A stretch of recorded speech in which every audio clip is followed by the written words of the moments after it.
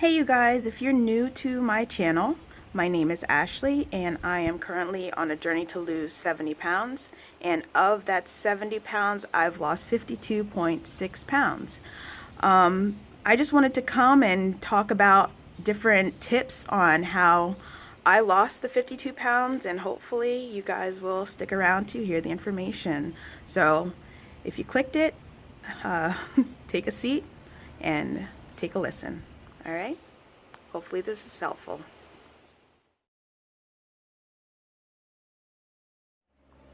All right, so my first tip is to ease into your weight loss journey. I know that there's a lot of people out there that are looking for quick fixes, people that want to lose weight in a very short window, 10 pounds in a week, 20 pounds in a month. If you're looking for those kind of solutions, then I will not be the person for you. I've lost 52.6 pounds in about a little over 6 months. And it comes with a lot of hard work, a lot of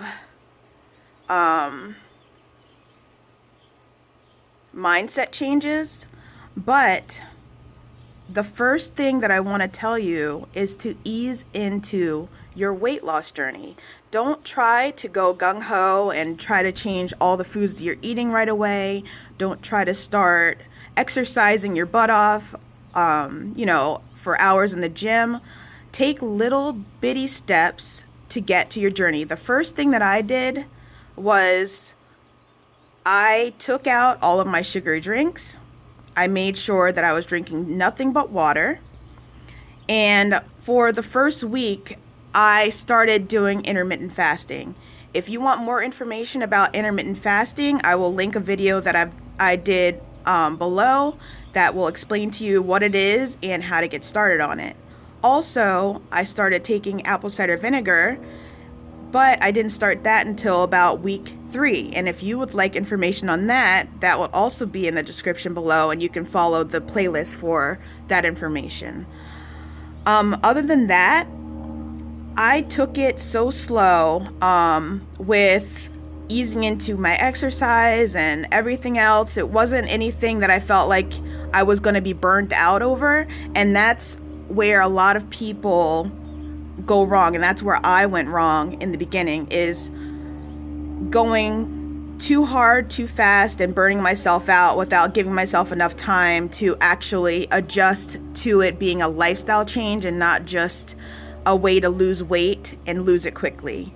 So I'm not losing 10 pounds. 70 pounds is a lot. So please just definitely ease into whatever you're doing.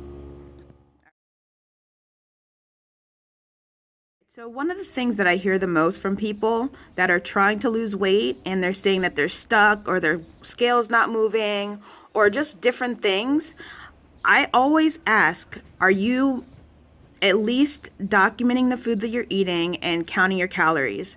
The only way to lose weight is to be in a calorie deficit. So if you've gotten to a point in your journey or you're starting your journey, you need to make sure you're eating less food in calories than you're actually expending in energy, okay? So if you've been counting your calories and it's been a while, you started stalling on the scale, and you have not been counting your food or weighing your food, then that is the next step. I've been very strict with actually measuring all the foods that I eat. I weigh everything that went into my mouth, especially in the beginning, because a lot of the times when you're looking at the serving size on the box and it says 23 crackers or whatever it is, just eyeballing, you can actually do another maybe half a serving, and those little things add up throughout the whole week. So definitely make sure you're weighing everything that you're eating and not just going by what the serving size says on the box. If it says 32 grams of that peanut butter, then weigh 32 grams of the peanut butter. Don't, eat extra. Don't lick the spoon.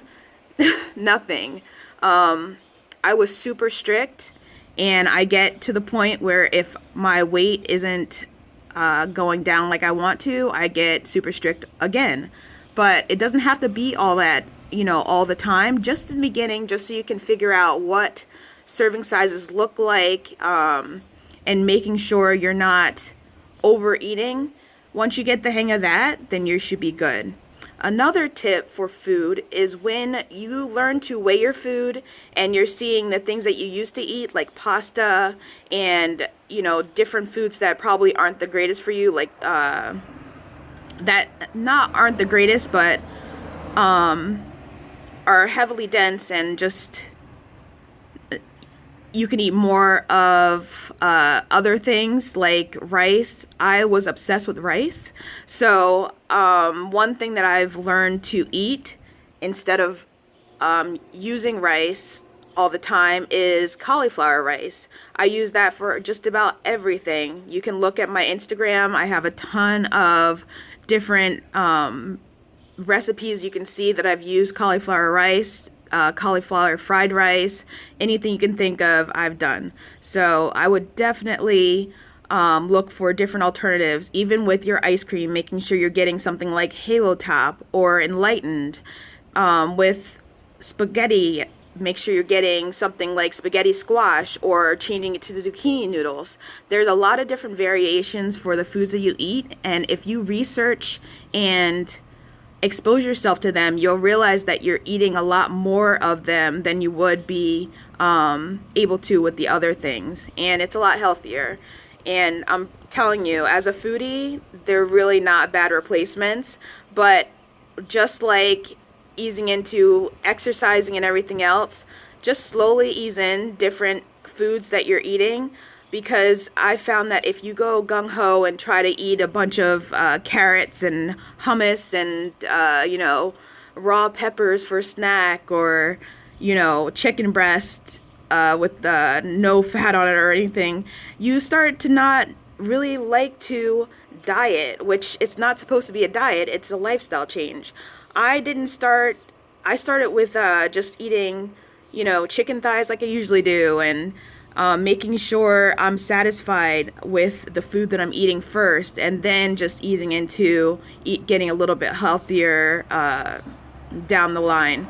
But it's all about calories in versus calories out. So you can eat Pop-Tarts if you want, but I wouldn't suggest it. But yeah, so that's tip number 2. All right. All right, so tip number 3, the scale. The scale will be your worst enemy or your best friend depending on the day, especially as females with all of our hormones and water weight gain and everything else during certain times of the month. So if you're starting your weight loss journey, I suggest taking before pictures, stepping on the scale one time to see where you're starting, and then if you know that you're crazy, put the scale away. Because non-scale victories and taking pictures and just making sure you're looking at yourself every couple weeks in pictures will definitely help you see the progress more than it will on the scale. And I'll just give you an example. I lost only about 10 pounds in the last probably month and a half, and I lost 2 pant sizes. 10 pounds and 2 pant sizes. That used to be 20 pounds for me, and I've been working my butt off.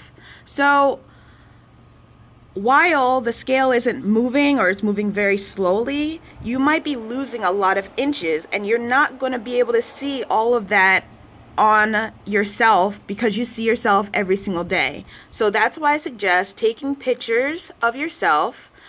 And I would suggest taking it every 4 weeks, because I feel like 4 weeks gives you a solid amount of time to see some kind of progress in some body parts. You're probably not going to see it every single month, but you'll see it somewhere. And that'll just give you the motivation to keep going. And if you have the days where you're feeling like, oh my God, I don't feel like doing this anymore, or this is getting really hard, you can look back at your progress pictures and just look and see how far you've come, and make sure you're getting that mental energy back that you need to keep pushing forward. And I'm not saying that this journey is easy. It's definitely not. But if you keep reminding yourself of why you started and where you've been, then it will help you to continue on your journey to lose the weight that you want to lose. The scale will only usually discourage you. I know for me, in the past, I would step on the scale after I would step on the scale after working my butt off, exercising and making sure I'm eating clean and this and that, and especially for a week. And my weight would go up. And one of the things that I realized with this journey is that you're going to gain probably some weight because of DOMS when you're starting a new exercise, and that's water retention. So I would suggest if you're starting a new exercise program, probably not weighing yourself on the scale directly after doing it or a few days later, because it will probably be up. So don't do it. I'm just saving you some time. And if you want to use a scale as one of your measuring tools, that is perfectly fine. But for me, I've used it to see what foods affect my weight, what time of the month affects my weight, just to get an idea of what gains or losses help. So you can't just use the scale as one measuring tool. You have to use a bunch of them. And I would highly suggest pictures, taking measurements with the tape measure, and your non-scale victories. I went from a size 16 pants from the beginning of this journey to a size 6 recently. And that to me is nuts. I've never been in a size 6 or any single digits. So I would have never expected that. And I just, did it on a whim after I couldn't fit my size 10s after a good month and a half. So just keep going, keep pushing, you'll get there, all right?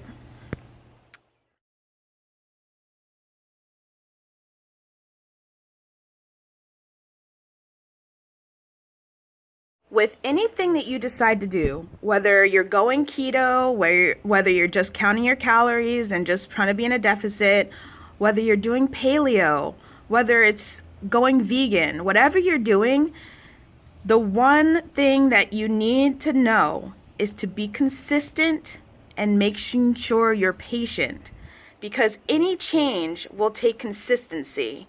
Any kind of diet you do, making sure it's not something that's temporary, but something that you can stick with for a long period of time. Anything you do, it's going to have to take some kind of consistency and patience over a long period of time. That's another thing that I had to learn, because you can't expect to gain all this weight overnight, or not all this weight overnight. You can't expect to gain all this weight over the course of a couple years or months or week and expect it to come off overnight. It's just not going to happen. And weight loss is, like I said, very difficult, but you can make it a lot easier on yourself by not giving yourself unrealistic goals. It's not going to work. You need to make sure you're realizing that any kind of weight loss that you're trying to do will take time. 1 to 2 pounds a week is a healthy weight loss. Of course, in the beginning, when you start, you're going to lose probably 3, 4, 5 pounds, but the initial few pounds are mostly water weight, like I told you, or stuff that you're not like eating a lot of salty foods and stuff anymore, so that's why you'll start shedding water weight. But 1 to 2 pounds a week, even if it's a half a pound a week, and it gets really discouraging if you're really kicking your butt in the gym eventually. I did not start the gym until week 10, just so you know. But yeah, if you have those half a pound losses, especially for us women with our hormones, I personally have issues where I step on the scale and I'm exactly the same, or I've gained at least 3 or 4 pounds during my menstrual and my ovulation period. So you can't expect to get to where you want without being patient If you expect it to happen overnight, it's just not. So be consistent, be patient, make sure you are doing what you're supposed to, and I promise you the results will start to show. Okay. All right, so last but not least is being accountable to yourself. It's great to have fitness buddies or weight loss buddies or partners, whatever it is, but you can't expect others to hold your hand through this whole process. You need to be mentally prepared and strong to do this on your own. Like I said, if you need to wake up at 4:45 in the morning to make it to the gym because you know that's the only time you can get it in, then you need to be accountable for yourself. Don't expect your weight loss partner to give you a call in the morning or keep you going when you don't feel like it. You have to do that yourself. And it gets hard, and it's great to have people that encourage you. Like, you guys have been so encouraging to me with my journey, but you're not sitting there slapping food out of my mouth if I'm eating things that I'm not supposed to, or you're not calling me in the morning if I need to wake up at 4:45 or 5 o'clock, or even going to the gym at 10 o'clock at night to get your workout in because you didn't have time in the morning or you overslept. You need to just be accountable for yourself and the actions, and that goes for not just weight loss, but for anything in life. If you have goals that you need to make, you need to get there and pull yourself along. You're going to fall, and I'm telling you, you're going to fall. You're going to go back. You're going to have some binging episodes at some point, but you have to pick yourself back up, brush yourself off, and keep going. And be proud of your battle scars, because this is not an easy road. Weight loss is not simple, but people make it more complicated than it is. Make sure you're moving, make sure you're counting your calories, being patient, and making sure you have the right tools of measurement, non-scale victories, and pictures to help you along your way. All of these things are great for getting you started and continuing on your weight loss journey.